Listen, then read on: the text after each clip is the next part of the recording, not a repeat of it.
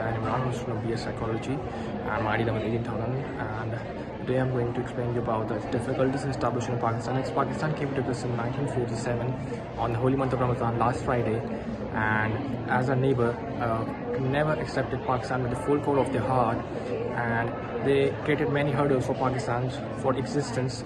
And the first difficulties which occur after the independence of Pakistan was the difference between East and West Pakistan, as West Pakistan and East Pakistan was separated 1,000 miles apart.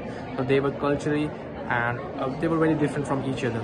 So, and the monopolies of West Pakistan in the government sector created more hatred in the heart of Bengalis.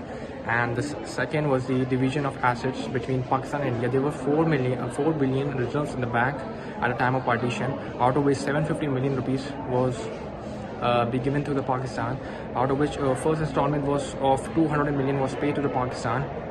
But at the time of second installment, Sardar Patel stopped the second installment, setting a condition that first full rights of Kashmir should be given to India, but due to the hunger strike of Gandhi, a second installment of 500 million was paid.